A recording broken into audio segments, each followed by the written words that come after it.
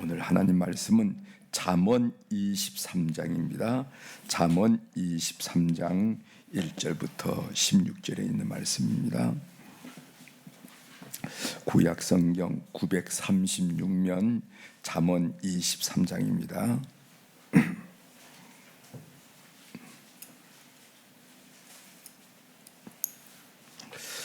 우리가 생명의 삶이라 하는 책자를 가지고 새벽 묵상을 나누고 있는데, 거기에 의하면은 그렇게 좀 왔다 갔다 하고 있는데 아마 의도가 있으리라고 저는 생각해요. 그 의도가 제 성탄절은 성탄절 절기에 맞게, 그다음 부활절은 부활절 절기에 맞게 그 기류도 생각하고 또 교회 절기도 교회력도 생각하면서 아마 이렇게 편집한다 하는 생각을 제가 하는데, 우리는 거기에 따라서 오늘 말씀을 읽습니다. 잠언 23장 1절에서 16절에 있는 말씀 찾으셨으면 제가 봉독해 드리겠습니다. 구약성경 936면 잠언 23장 1절입니다. 내가 간원과 함께 앉아 음식을 먹게 되거든 삼가 내 앞에 있는 자가 누구일지를 생각하며, 내가 만일 음식을 탐하는 자이거든 내 목에 칼을 둘 것이니라. 그의 마시는 음식을 탐하지 말라. 그것은 속이 된 음식이니라. 부자 되기에 애쓰지 말고 내 사사로운 지혜를 버릴지어다. 내가 어찌 험한 것에 주목하겠느냐. 정령이 재물은 스스로 날개를 내어 하늘을 나는 독수리처럼 날아가리라. 악한 눈이 있는 자의 음식을 먹지 말며 그의 마시는 음식을 탐하지 말지어다. 대저 그 마음의 생각이 어떠하면 그 위인도 그런즉 그가 내가 먹고 마시라 할지라도 그의 마음은 너와 함께 하지 아니함이라. 내가 조금 먹은 것을 토하겠고 네 아름다운 말도 헛된 대로 돌아가리라. 미련한 자의 귀에 말하지 말지니 이는 그가 내 지혜로운 말을 업신여길 것임이니라. 지게석을 옮기지 말며 과들의 밭을 침범하지 말지어다. 대저 그들의 구속자는 강하시니 그가 너를 대적하여 그들의 원한을 풀어주시리라. 훈계에 착심하며 지식의 말씀에 귀를 기울이라. 아이를 훈계하지 아니하려고 하지 말라. 채찍으로 그를 때릴지라도 그가 죽지 아니하리라. 내가 그를 채찍으로 때리면은 그의 영혼을 수월에서 구원하리라. 내 아들아, 만일 내 마음이 지혜로우면은 나하고 내 마음이 즐겁겠고 만일 내 입술이 정직을 말하면은 내 속이 유쾌하리라. 아멘. 16절까지 함께 읽었습니다.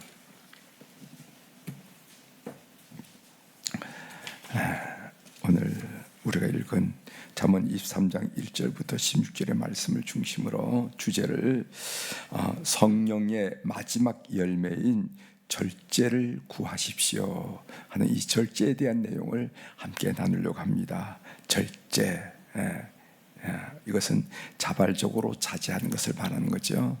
자발적으로 자제하는데, 여러분 성령의 9가지 열매 여러분 잘 알았죠? 사랑, 희락, 화평, 오래 참음, 자비, 양성, 충성, 온유, 절제.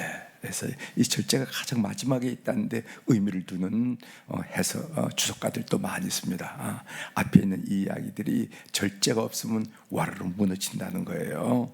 사랑도 절제가 있어야 되고 오래 참음도 절제가 있어야 되고, 이 절제가 없으면 앞에 있는 은사들이 쉽게 그 열매들이 떨어진다. 그렇게 해설한 사람이 있습니다. 마음과 마음이라 하는 좋은 글이 있어서 여러분들께 소개드리면서 말씀을 좀 시작합니다. 내 마음이 날카로운 칼이라면 상대방은 철판으로 방어를 할 테고, 내 마음이 날아가는 화살이라면 상대방은 방패로 응수할 것입니다.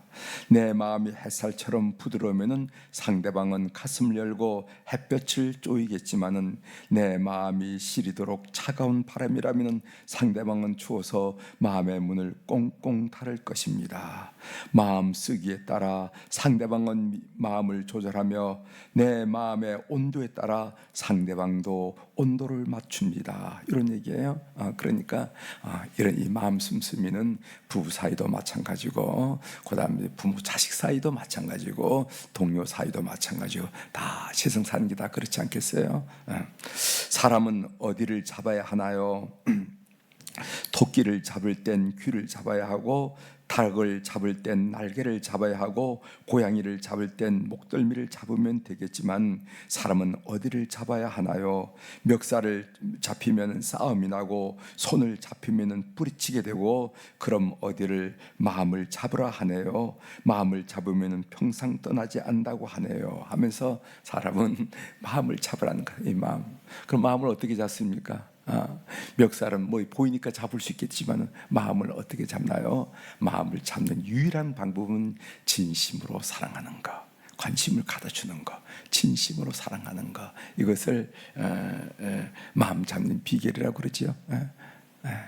우리가 가식으로, 윗선으로 사랑할 수가 있어요. 그런 척. 근데 그건 금방 알잖아요. 그런데 진심으로 저 사람이 나를 사랑하구나 할 때 그 마음을 잡는다는 거죠. 그렇게 잡힌 마음은 평생 떠나지 않는다 하는 그런 이야기입니다. 자, 오늘 이 본문 내용은 이 절제된 삶에 대한 교훈이 나옵니다. 그 내용을 보면은 먹는 것을 절제하라 하는 얘기가 나오고, 그 다음에 두 번째로는 재물 얻는 것을 절제하라. 그 다음에 세 번째로는 자녀에게 절제를 교육하라. 네 번째로는 욕심을 절제하여 사회적 약자를 돌봐라 하는 그런 이야기가 쭉 나오는데, 그 이야기 한번 좀 살펴보도록 하겠습니다.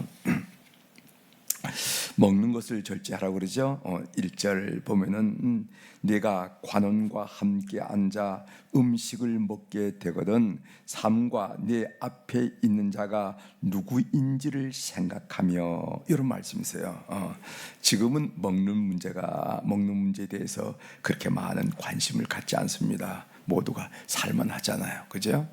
모두가 살만하기 때문에 먹는 문제가 그렇게 심각하게 우리에게 다가오지 않지만은, 그러나 예전에는 살기 어려웠으니까 먹는 문제가 가장 심각하고 중요했습니다. 그런 배경을 이해하고 본문을 우리가 읽어야 된다는 거죠. 오늘 1절부터 쭉 나오는 이야기는 식사 초대 상황입니다. 여기에 보면은 1절에 내가 관원과 함께 앉아 음식을 먹게 되거든 삼가 내 앞에 있는 자가 누구인지를 생각하라. 이 생각하며 라는 말은 철저하게 계산하라는 겁니다. 철저하게 계산하라는 말이에요. 내 앞에 있는 자가 누구인지를 생각하며, 이 말은 다중 이해가 필요한 가정한 그런 문장인데, 그 말은 무슨 말이냐면은 음식을 대접하는 사람의 의도가 뭐냐 이 말이지. 의도가 뭔가, 이거를 잘 생각해 보라는 거예요.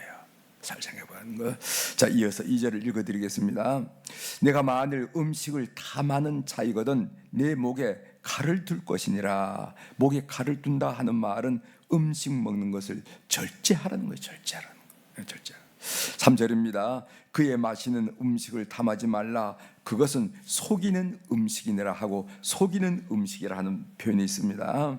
이 속이는 음식이란 말은 악한 교육을 세워놓고 다른 사람을 하여금 그 교육을 지지하게 만들거나 아니면 참여하게 만들 의도로 베푼 음식, 그 속이는 음식이라는 겁니다. 그러니까 그 음식에 의미가 있다는 거예요. 음식에 목적이 있다는 거예요. 이것을 천천히 살피고 가야 할 자리, 가지 말아야 할 자리, 먹어야 할 자리, 먹지 말아야 할 자리 구분하지 못하면 안 된다. 여기에 절제가 필요하다. 이런 이야기를 오늘 성경이 말씀하고 있습니다. 때로는 눈앞에 있는 음식을 통해서 사람의 마음을, 저 사람의 마음이 뭔지 살피려고도 하고, 또 사람의 태도를 검증하려고 하는 그런 것을 보게 됩니다. 따라서 음식에 대한 절제가 필요하다. 난데없이 어떤 사람이 음식 초청을 해왔어. 그러면 이게 무슨 의미인가 잘 여러분들이 따져봐야 될 거 아니겠습니까? 초청받았다고 즐겁게 갔다가 악한 도모에 여러분들이 이름을 올릴 수도 있고, 그런 예가 많이 있습니다. 자기 이름이 보조지 신문에 나와서 그 왜 이름이 올렸냐고 그랬더니 그 식탁 자리에 참여하지 않았냐고, 그 동의한 걸 의미하는 거 아니겠느냐고, 뭐 이런 예를 우리가 경험할 수 있다는 거죠. 그래서 이런 부분을 잘 따져보고 하라 하는 그런 지혜입니다. 두 번째로는 재물에 대한 욕심을 절제하라는 말이 나옵니다. 그 4절에 보면은 부자 되기에 애쓰지 말고 내 사사로운 지혜를 버릴지어다, 이런 말씀이세요. 부자 되기에 애쓰지 말라 하는 말은 재물을 얻기 위해 과도히 집착하지 말라 하는 말입니다. 재물은 우리 인생의 목표가 되어서는 안 된다는 거예요. 재물을 인생의 목표로 살면 그 삶은 비참해진다는 겁니다. 우리 인생의 목표는 무엇인가? 그것은 하나님께 영광을 돌리는 것이 우리 인생의 목표가 되고, 그렇게 살다 보면은 재물이 붙기도 하고 재물이 떠나기도 하고 이런 것이지, 재물이 인생의 목표가 되면 안 된다는 거죠. 5절 읽어봅니다. 5절. 내가 어찌 허무한 것에 주목하느냐? 재물에 과도하게 집착하는 것을 허무한 것에 주목하느냐? 정령이 재물은 스스로 날개를 내어 하늘을 나는 독수리처럼 날아가리라. 재물은 새우같이 언제든지 내 품에서 사라질 수 있다는 겁니다. 내 통장에 사라질 수 있다는 겁니다. 그래서 재물에 인생의 목적을 걸면은 그 인간은 허무해질 수 있다. 그 인생은 허무해질 수 있다는 거예요. 여러분, 우리가 이런 재물에 대한 말씀을 배울 때 돈 자체는 악한 것이 아니라는 걸 이해할 필요가 있습니다. 그럼 무엇이 악한가? 돈을 사랑함이 악하다는 거예요. 사랑하는. 자, 디모데 6장 10절을 이 말씀 읽습니다. 돈을 사랑함이 일만악의 뿌리가 되나니 이것을 탐내는 자들은 미혹을 받아 믿음에서 떠나 많은 근심으로서 자기를 찔렀도다. 그래서 재물을 얻기 위해서 과도히 집착하지 말아야 된다는 겁니다. 재물에 대한 욕심을 절제할 줄 알지 못하면, 절제를 못하게 되면 그 인생이 허무해진다. 굉장히 인생이 중요한 줄 알았는데 꼭 잡았는데 알고 보니 독수리처럼, 맹군류처럼, 새처럼 다 날아가 버리고 말았어요. 뭐 아들이 달라 해서 달라간지 딸이 달라고 해서 날아간지는 모르지만 아무리 나는 인생에 이게 인생인가 하는 생각을 하게 된다는 거죠. 재물을 목적으로 하면은 그 삶이 허무해진다는 가르침입니다. 그 다음에 세 번째로 보면요, 욕심을 절제하고 사회적 약자를 돌봐라. 인생을 살면서 그렇게 하라는 겁니다. 10절 읽겠습니다. 옛 지게석을 옮기지 말며 고아들의 밭을 침범하지 말지어다. 이렇게 했어요. 옛 지게석이라는 것은 밭의 경계석이죠. 이렇게 밭이 옛날에는, 요즘은 이렇게 토지 정리를 해서 전답을 정리를 해서 그냥 탁탁탁 떨어지지만은 옛날에 있는 그대로, 모양 그대로 있으니까 잘 모르잖아요. 그래서 돌을 놓고 이렇게 했어요. 그런데 힘 있는 사람이 돌을 옮겨 놓는다 이 말이죠. 그런 힘이 약한 사람은 알면서도 저항하지 못하는 그런 상황이 옛날에 있었다는 거죠. 지게석을 옮기지 말며 고아들의 밭을 침범하지 말라. 이 고아들은 사회적인 약자, 특별한 보호가 절실한 대상이라는 거죠. 11절. 대저 그들의 구속자는 강하시니, 하나님을 말합니다. 그들의 하나님은 강하시니 그가 너를 대적하여 그들의 원한을 갚으러 주시리라. 약자들을 이렇게 보호하지 않으면 그들의 원한을 하나님이 대신 풀어준다 하는 말씀입니다. 그래서 시편 68편 5절에 이런 말씀이 있습니다. 그의 거룩한 초소에 계신 하나님은 고아의 아버지시며 과부의 재판장이시라. 구약 성경에서 가장 사회적 약자로 대표된 인물이 고아, 과부, 나그네. 이 나그네는 오늘로 말하면 난민들을 말합니다. 난민, 이민자들, 난민, 이런 대상이라는 거죠. 지금도 마찬가지 아니겠습니까? 고아, 과부, 나그네, 난민들, 이런 사회에 대해서 관심을 많이 기울여라. 왜냐하면 그들의 대변자, 그들의 구속자는 하나님이라 하는 그런 가르침이에요. 자, 네 번째로 자녀에게도 절제를 가르치라 한 얘기입니다. 13절. 아이를 훈계하지 아니하려고 하지 말라. 채찍으로 그를 때릴지라도 그가 죽지 아니하리라. 이 채찍으로 그를 때린다 하는 것은 엄하고 격식 있는 교육 수단을 의미하는 거죠. 어떤 목사님이, 아버님이 목사님인데 항상 매를 맞을 때 혁뒤로 맞았다는 거예요. 그때 그래가지고 그 사춘기 중고등학교 때는 그 아버지 그 태도가 너무 싫었다는 겁니다. 근데 이분이 어떻게 하다 목사가 됐는데, 목사가 돼서 성경을 읽다 보니 채찍으로 때리라고 그랬다는 거예요. 아, 우리 아버지가 그래서 나를 채찍으로 때렸구나 하면서 아버지를 이해했다 한 얘기를 들은 적이 있는데, 아무튼 이 채찍이라는 것은 뭐 오늘 채찍을 만들어 때리라는 의미라기보다는 격식 있고 엄한 교육을 하라 하는 그런 의미죠. 생명의 삶에 나온 글인데, 이 글은 마셜 앤서니가 쓴 하나님이 기뻐하신 자녀교육이라는 책에 나온 글입니다. 여기에 그걸 잠깐 여러분들에게 인용해 드리겠어요. 아이들이 과도한 편안함 속에서 살고 있는 가정에서 나타나는 신호가 있는데, 그 신호가 뭐냐면은 게으름, 감사할 줄 모름. 아이들이 감사를 도무지 몰라요. 동기의 부족, 삶에 동기가 있어야 되는데 동기가 부족하고, 동기의 부족, 이기심, 특권의식, 비판적인 태도, 폭식, 이런 것들이 과도한 편안함 속에서 살고 있는 가정에서 나타난 아이들의 그 증상이라는 겁니다. 그러면서 이 얘기를 쓰는데, 그날 나는 거의 하루 종일 나갔다가 집에 돌아왔다. 집에 와보니 싱크대에 설거지 거리가 수북하게 쌓여 있고, 애완견들은 밥을 못 먹어 줄여 있고, TV는 보는 사람도 없는데 시끄럽게 켜져 있고, 쓰레기는 거실 바닥에 나뒹굴고, 주방 조리대에는 식자재가 흩어져 있고, 복도엔 여기저기 빨랫감이 어지러이 널려 있었다. 여러분 충분히 상상할 수 있는 거죠. 그렇죠? 이거 누가 하라고 이렇게 놔뒀죠? 주부가 하라고, 엄마가 와서 하라고, 아이들은 자기 방에 놀고 있으면서 엄마가 와서 하라고 이렇게 됐다는 거예요. 뒤돌아보면은 아이들에게 보다 아이들을 그렇게 뒤돌아보면은 아이들에게 보다 아이들을 그렇게 가르친 내 자신에게 더 화가 난 것 같아. 이런 걸 보고 아이들에게 화를 냈다는 거죠. 근데 그 화를 많이 냈는데, 그 화를 많이 나게 된 건 뭐냐면, 자기 그렇게 가르친 자기 자신이 너무 화가 나서 그렇게 자기 자신에게 그렇게 화를 낸 것 같아. 솔직히 이런 모든 상황은 내가 만들어낸 것이다. 자녀에게 절제를 가르치지 못한 한 여인의 고백이 나와 있는 것을 여러분들에게 인용해 드립니다. 자녀에게 절제를 가르치지 못하면 부모는 평생 후회하게 된다. 오늘날 아이들이 하나, 또 때론 둘, 이 정도로 나으니까 이 과보호가 되는 그런 현상이 드러나요.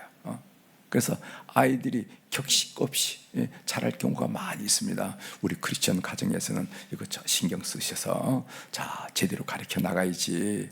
그렇지 않으면 평생 그게 삶에 혹이 되는 거예요. 혹이 되는. 삶의 적용을 한 말씀 드리겠습니다. 성도는 절제를 구해야 됩니다. 절제는 성령의 열매 중에 맨 마지막에 있는 열매로서, 이 절제의 열매가, 절제 삶이 주어지지 않으면 앞에는 8가지 성령의 열매가 의미가 없어진다 하는 것을 가르침을 받게 되는 거죠. 제가 어제 주일 설교에 유튜브 알고리즘에 대해서 말씀을 드렸어요. 유튜브 알고리즘이란 뭐냐면, 이 유튜브에 소위 인공지능이 있기 때문에 그 유튜브를 사용한 사람이 자주 관심 있게 보는 것을 띄운다는 거예요. 거기서. 그렇죠? 내가 의도하지 않았지만 여러분이 그 핸드폰을 이렇게 툭 들으면 그게 쭉 나와 있는데, 쭉 뭐 몇 가지 10가지 나온지 모르지만 쭉 나오는데, 그 내용은 내가 이제까지 자주 봤던 거, 관심 있던 것이 그대로 뜨는 거예요. 제가 요즘 말입니다. 요즘 자승 스님에 대해서 관심 있잖아요. 도대체 이해가 안 돼가지고, 아니 왜 이럴 수가 있을까? 이건 하나 이해가 안 돼가지고 관심을 기울였더니까, 핸드폰만 열기만 시작한 유튜브에 보면 다 스님들만 나와요. 아니 목사 핸드폰에 스님들만 다 나오는 거야. 뭐 법문도 나오고, 뭐 자승 스님이 저렇다니 이렇다 그렇게 나오다. 야, 이게 그 소위 유튜브 알고리즘이다 하면서 제가 여러분들에게 질문했습니다. 무슨 질문을 했냐면은, 우리 주님께서 아무개야 핸드폰 좀 보자 이럴 때 주님 보세요 할 수 있냐 이 말이지.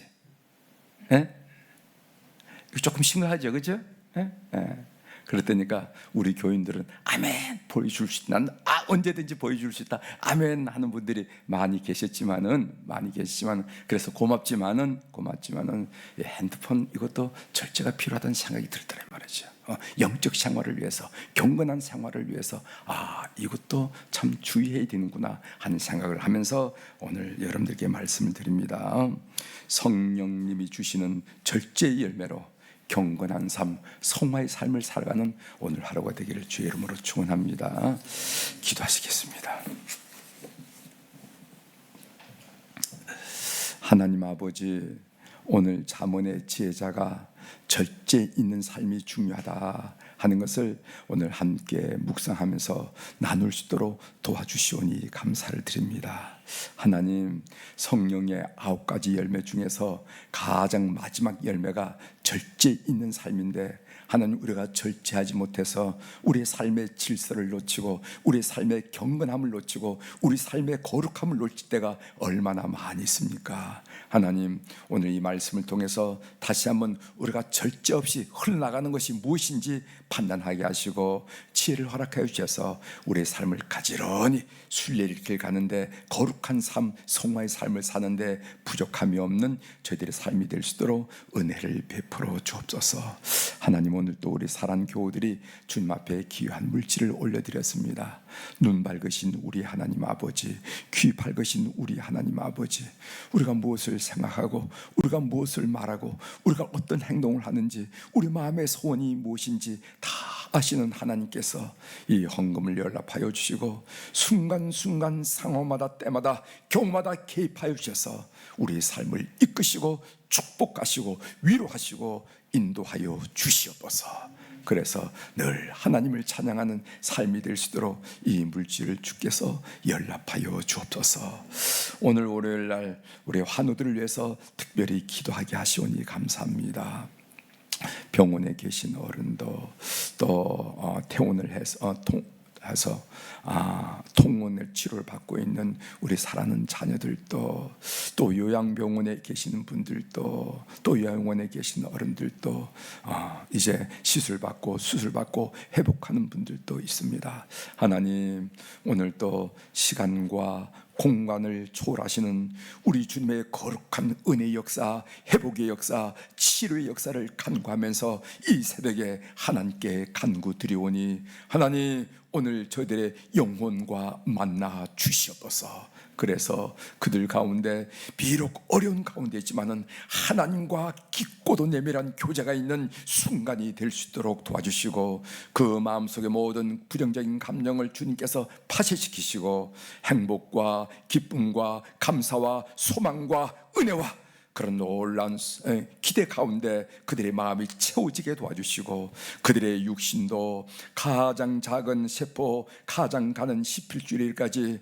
그래서 어떤 현미경도 도무지 발견할 수 없는 그런 부분까지 성령께서 치료의 광선을 비춰주셔서 회복의 놀라운 역사가 일어나게 도와주시옵소서. 우리의 내장을 조성하신 우리 하나님 아버지, 우리를 조성하셨기에 약한 것이 무엇이고 부족한 것이 무엇이고 고장난 것이 무엇이고 통하지 못한 것이 무엇인지 하나님이 가장 잘 아신 줄 믿사오니 우리를 치료하여 주시옵소서. 모든 한원들을 회복시켜 주셔서 하나님께 영광 돌리고, 참으로 예배당에서 예배를 드린 일을 삶의 최고의 아버지 기쁨으로 여긴다고 고백하는 어른들이 많이 있는데, 늘 주님 앞에 예배 드리는 우리 어른들이 다 될 수 있도록, 환우들이 다 될 수 있도록 은혜를 베풀어 주시옵소서. 오늘 또 하늘의 주권과 땅의 주권을 가진 우리 주님의 권세 있는 이름으로 이 새벽에 선포합니다. 내 영혼이 잘된 같이 범사가 잘되고 강건한 축복을 오늘 또 풍성히 누리게 도와주시옵소서. 감사드리며 예수님의 이름으로 기도 올려옵나이다. 아멘. 하늘에 계신 우리 아버지여, 이름